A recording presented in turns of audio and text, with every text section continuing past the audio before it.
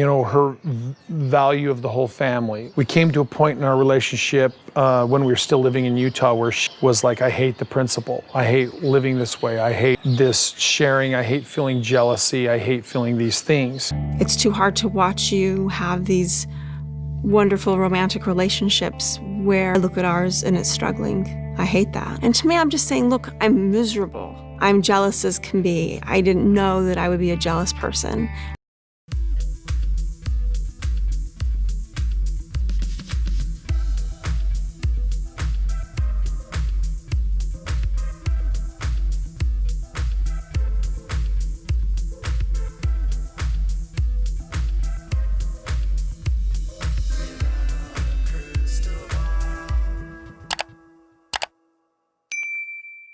Hey friends, it's Katie. Welcome back to my channel. You know what I love to see? I love to see a woman that takes control of her life. I love to see a woman that has gone through adversity and can get through it to the other side and take care of herself and find happiness and work through her stuff, own her stuff, and then use her voice to help other people. I'm a big person that says if you are part of a problem, become part of the solution. You know what I mean? Like if you made a mistake, and you told people to live a certain type of way and that you encouraged people on a show for, I don't even know, 17 seasons before you left, that being in polygamy was different than Warren Jeffs. It was a choice. Everyone was happy, all of those things. And you helped with your husband who basically was pushing you to do this. And by husband, not really your husband, this just some guy that had 6 children with you but never claimed any of your kids legally. Regardless, when you've been part of a show that has promoted a very toxic lifestyle and in many ways downplayed a lot of the issues that women face, when you can come full circle and then start to use your platform to show people what it's like to get onto the other side, it can be inspiring, specifically if you know that you have friends and family members that are impacted in the same world. And if you can use your platform in a way that you've amassed through the fame where you promoted something that was toxic and change it to help women see that they can get out. And this is what I'm seeing with Christine. So, Christine has a book coming out, but she recently posted on her Instagram a video of her talking about the struggle of when she left Kody, how she felt, and what she needed to tell herself in order to be able to stay positive. I mean, I would imagine for her leaving and leaving everything leaving your patriarch, leaving a faith where you're told that if you leave, you'll go to hell and you'll start looking weird and you'll burn up and everyone will call you wicked or evil.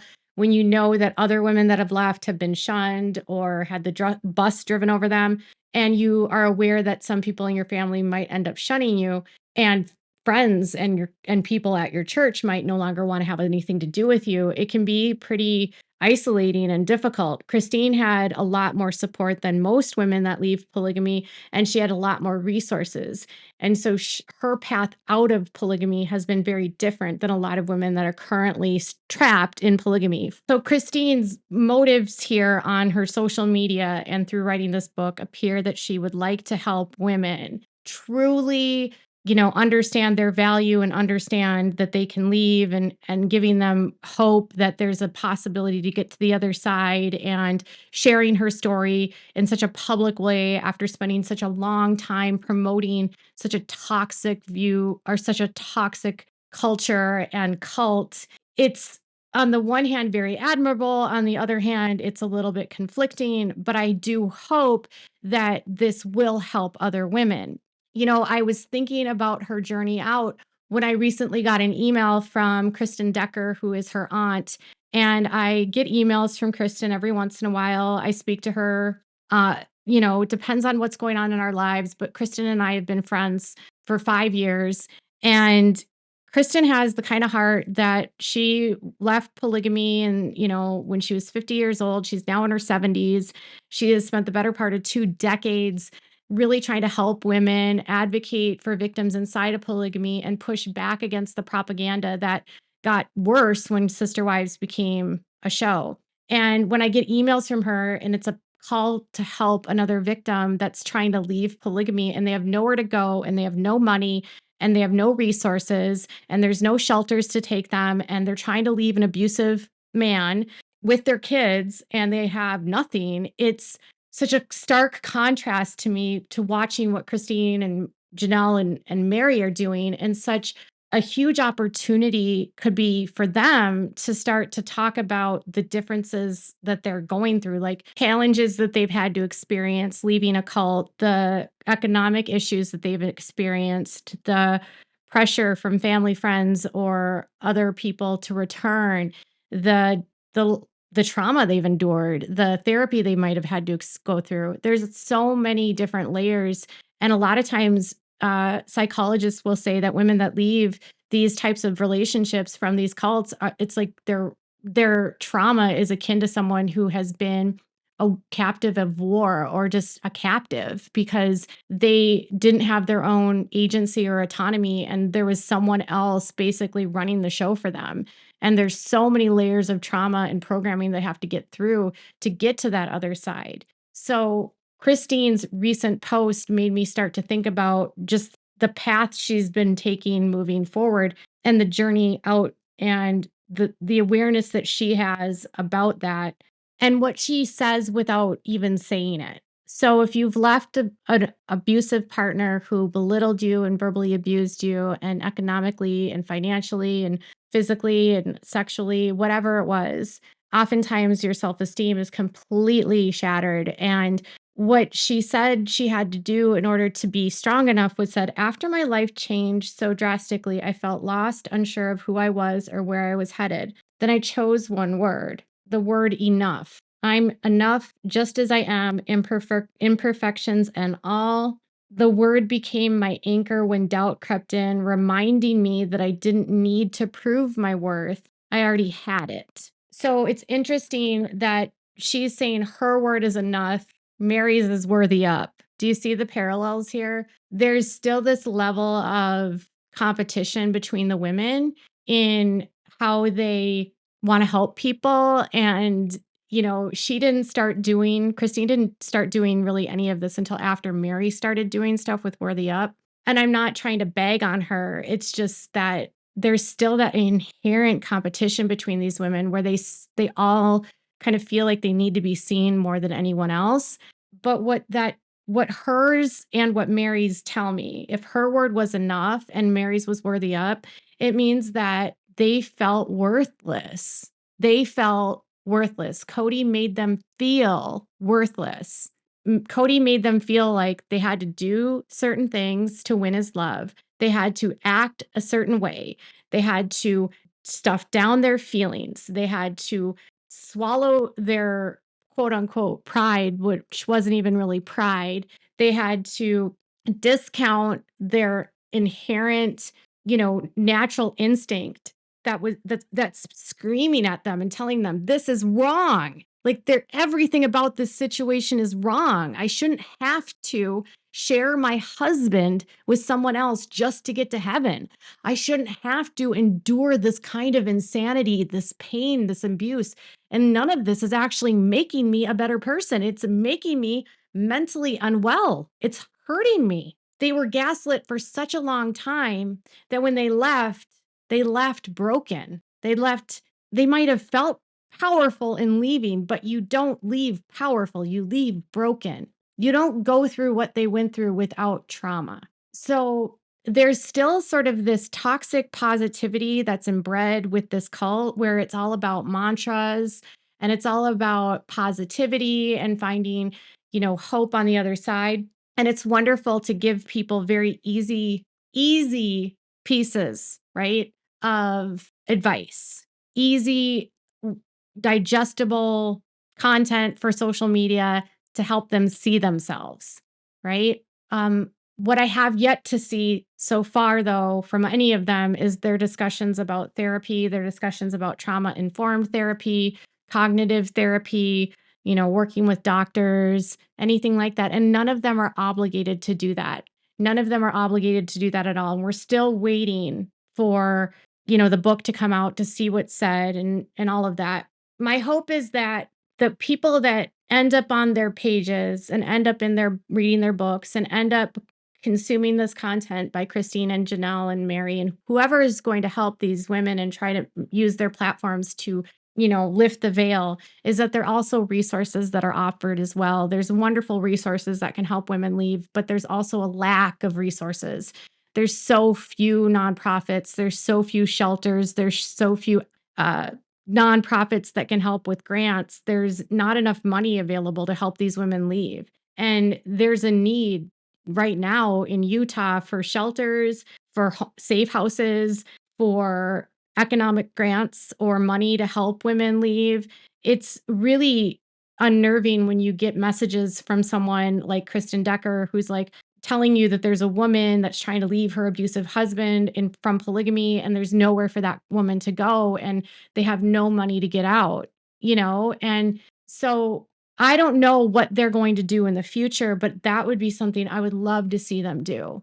Like what the girls from Escaping Polygamy have done, where they've started a foundation called Hope After Polygamy, and they continue their advocacy to help victims with educational scholarships and providing resources and tools and therapy links and all of these avenues to help. So what I see from Christine and Mary is that they're still at this kind of level where they're like, when you leave trauma and you leave an abusive partner, it can take years to get through everything. And you're not fixed after 4. It's been 4 years that she's been out. She hasn't been out long enough truly to be healed. She'll probably never fully heal or fully recover. This book that she's writing is wonderful, but it's also very premature because we don't really know from 10 years from now what her thoughts will be, on this entire situation. Time has a wonderful way of giving you a lot of clarity and hindsight, as always 2020, and it can allow you to really process what you've been through without having to rewrite history, but to just see things clearly, right? So Christine and Mary are very much like worthy up and enough. Well, Kody made me feel worthless. So what does that tell you about the kind of show that TLC profited off of? What does that tell you about the directors and the producers and all of these people that put this show on air? And you see these women walking out and they're broken and they're saying, I felt worthless. Where were all of these people? Where were they? And why did the original producer, Tim Gibbons, dip out when the family actually probably could have used him the most? When he realized that his experiment failed and he couldn't portray polygamy the way he wanted to, he left the show instead of apologizing and acknowledging that he fucked up. There's never going to be a level of accountability from TLC or the production company that put this show on air.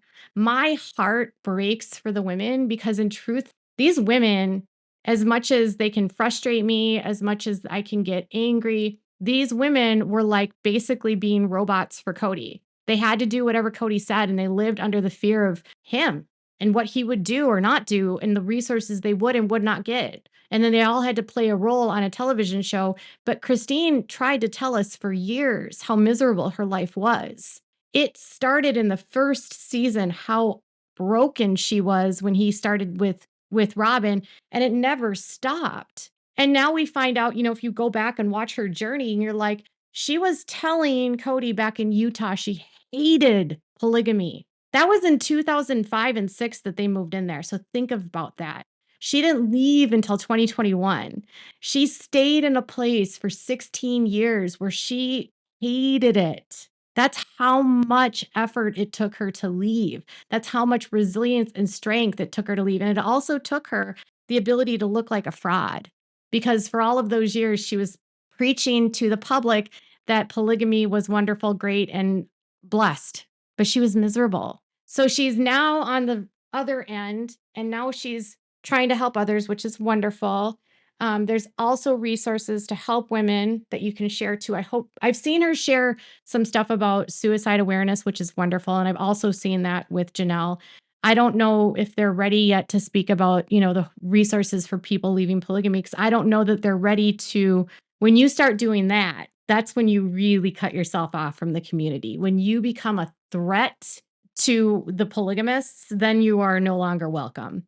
So Christine's journey out is not complete, I guess, is my long story short here, because she's not yet at that place where she's willing to completely separate herself from the world of polygamy. She's not ready to be an advocate, right? She doesn't have to be an advocate, by the way. She doesn't. She's posting things to try to help. That's great. But an advocate that helps the women leave is a very different person than what Christine is doing. And there are a lot of women that I work with, that I speak to, that are on the ground daily trying to help women and children and even young men leave, and providing homes and food and places to stay, and getting them into college, and helping them get set up with therapists, and just having a community where they can go to, that they can get support.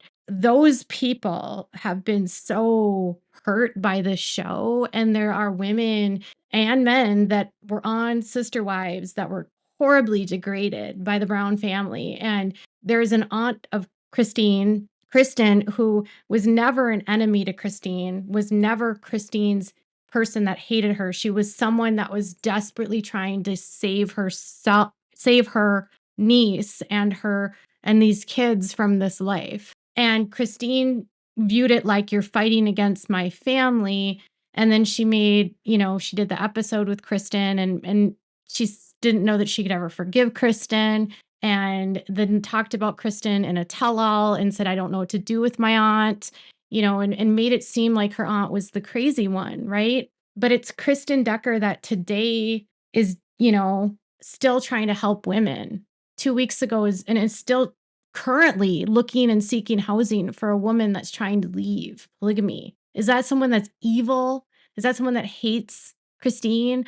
Are journalists or independent journalists like me that want to provide an accurate portrayal of polygamy and get through the veil of the propaganda of the cult and share the truth? Are we really unsafe? Because I'm still considered unsafe. I am still blocked by all of the family.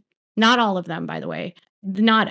Hunter hasn't blocked me, and I don't know, a couple of the girls, but most of them have me blocked, and they don't think I'm safe, and they think I'm like still anti against their family, and I'm not. I'm against polygamy. So there's still that cult programming in there. It's cult speak still coming out. And once she's able to reconnect with the family members that were trying to help her truly, and we're trying to fight for her, then I'll know she's out. You know what I mean? She's getting there. She's just not there yet. It takes a long time, you guys, a long time. But Kody made her feel worthless. What does that tell you about this culture? Tell me what your thoughts are in the comments below. Make sure to give this video a thumbs up. Make sure to subscribe to my channel if you haven't subscribed, and click the bell so you never miss a video. Thank you so much for watching. Bye, guys.